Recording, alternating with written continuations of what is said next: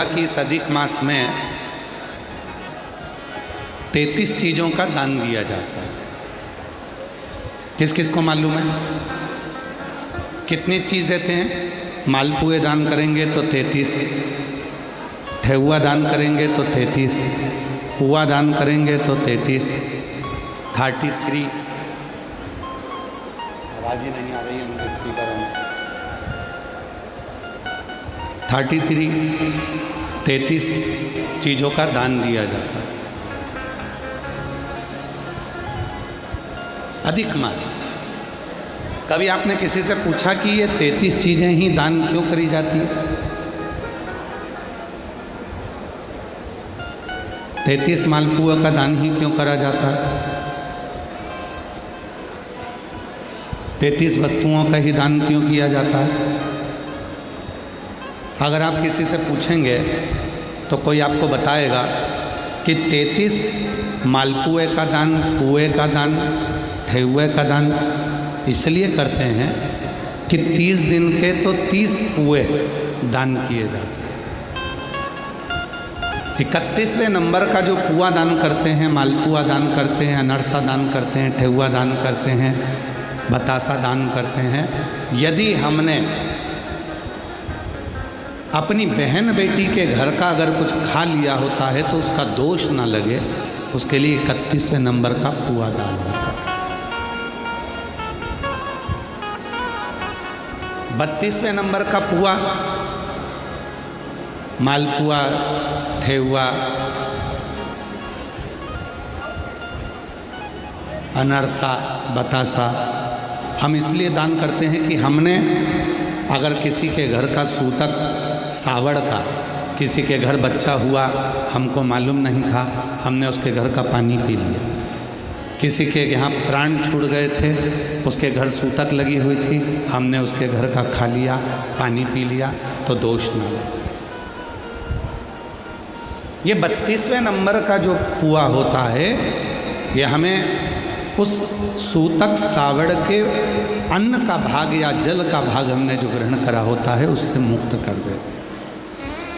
और 33वें नंबर का पुआ हम इसलिए दान करते हैं अधिक मास में, 33 मालपुओं में 30 दिन के तो 30, 31वां बेटी के घर का खाया हो, बहन के घर का खाया हो तो दोष ना लगे, 32वां सूतक और सावड़ का अगर खाया है तो दोष ना लगे, और 33वां पुआ इसलिए दान किया जाता है कि हमने किसी ब्राह्मण के घर का, किसी गुरु के घर का यदि कुछ पाया है तो उसका दोष ना लगे, इसलिए 33 पुओं का और 33 मालपुओं का दान,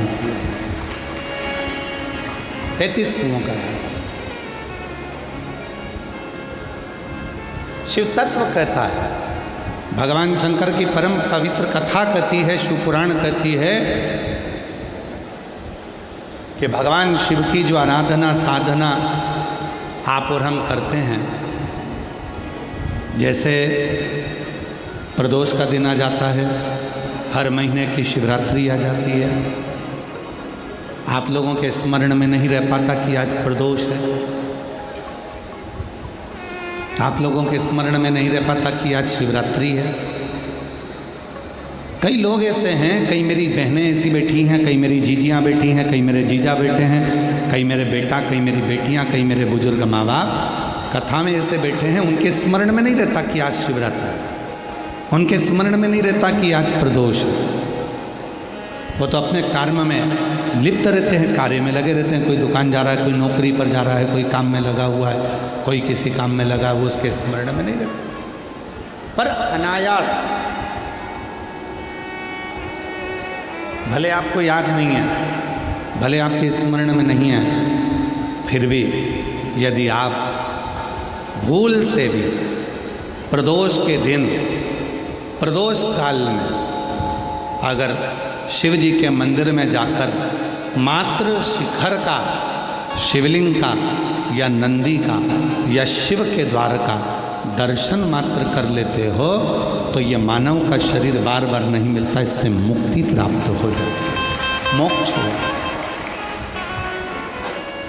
पुनरपि जननम पुनरपि मरणम, बार बार जन्म और मृत्यु के प्रपंच से निकलना है तो हमें शिव की शरणागति को ग्रहण करना। शिव से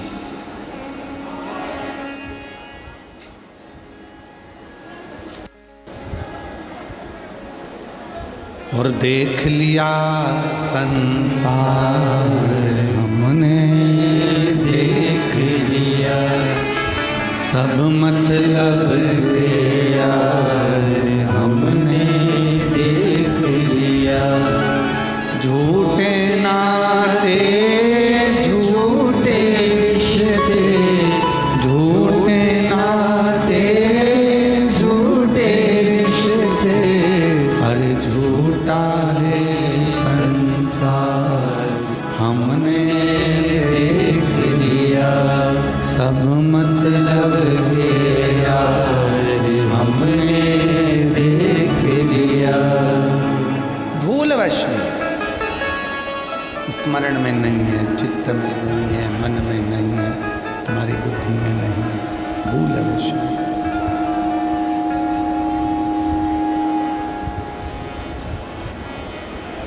यदि प्रदोष का दिन पड़ गया, यदि शिवरात्रि का दिन पड़ गया, भूलवश में। एक सुंदर सी कथा आती है।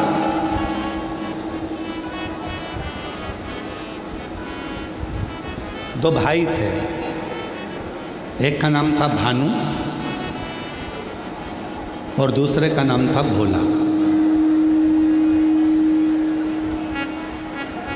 एक का नाम है भानु, दूसरे का नाम है भोला। दो भाई हैं, दोनों का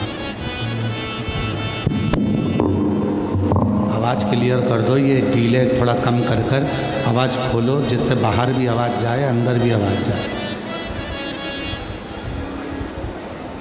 एक का नाम था भानु, दूसरे का नाम था भोला। दो भाई। स्कंद पुराण का बड़ा सुंदर चरित्र, भानु और भोला।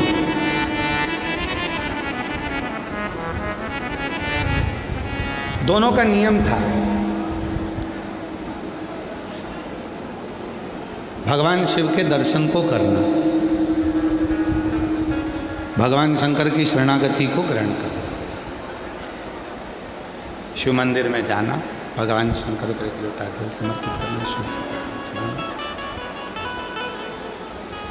भगवान शिव जी को एक लोटा जल समर्पित करना, एक लोटा जल चढ़ाना और शिव मंदिर के शिखर का दर्शन करना। दोनों का नियम। दोनों भगवान शंकर की विरल भक्ति में डूबे रहते हैं। दोनों भानु और भोला दोनों भगवान शिव की विरल भक्ति में डूबे रहते हैं। शिव भक्ति में दोनों रमे हुए हैं, भगवान शंकर की विरल भक्ति में दोनों रमे हुए हैं। एक दिन शिव पुराण की कथा कहती है कि भानु को पर गांव जाना पड़ा। भोला गांव में रह गया, भानु चला गया। धीरे धीरे भानु अपने मित्रों के चक्कर में फंस गया और संगति गलत कर बैठा।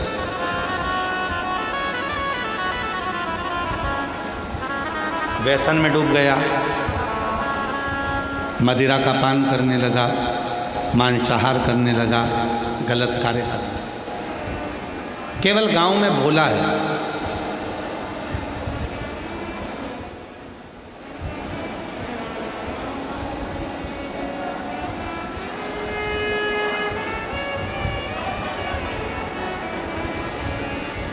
गांव में केवल भोला है, केवल।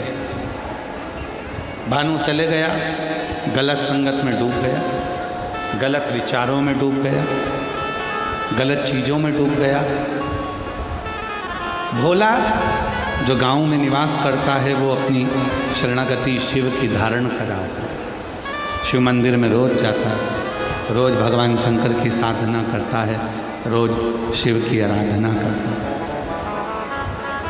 शिव उपासना करता है। भानु के पास में वैभव बढ़ता गया, धन बढ़ता गया। और शिव महापुराण की कथा कहती है धन बढ़ाने के तरीके दुनिया के लोग आपको बहुत सिखाएंगे, पर उम्र बढ़ाने का तरीका कोई नहीं सिखाएगा। उम्र बढ़ाने का तो केवल एक तरीका है, एक लोटा जल और सारी समस्या का।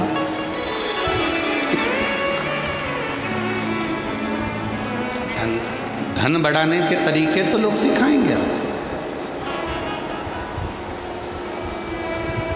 अच्छी उम्र कैसे बढ़े, हमारे जीवन का श्रेष्ठ समय कैसे आए, वो केवल एक देवाधिदेव महादेव की कथा है। भानु चला गया शहर में, गलत मित्रों की दोस्ती, गलत लोगों का संग पकड़कर पूर्ण तरह से बर्बाद हो गया। धन तो आया, वैभव तो आया। पीछे आवाज नहीं आ रही है कि एलईडी नहीं चल रही है? एलईडी की आवाज नहीं आ रही है।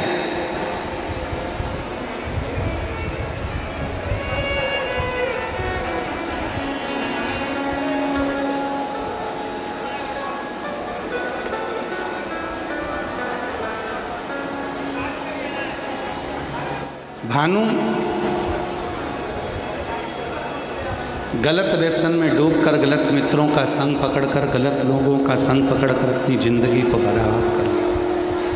धन की कमी नहीं रहती, संपदा की कोई कमी नहीं है, वैभव की कोई कमी नहीं है, धन की कोई कमी नहीं। कमी है तो केवल एक संस्कार की कमी। शिव महापुराण की कथा कहती है, भगवान शंकर का चरित्र कहता है, शिव तत्व कहता है। भगवान शंकर की कथा कहती है कि कई लोग कुत्ता पालते हैं, पालो मना नहीं, पर वही कुत्ता अगर तुम्हें काटने लगे तो वो कुत्ता श्रेष्ठ होगा क्या?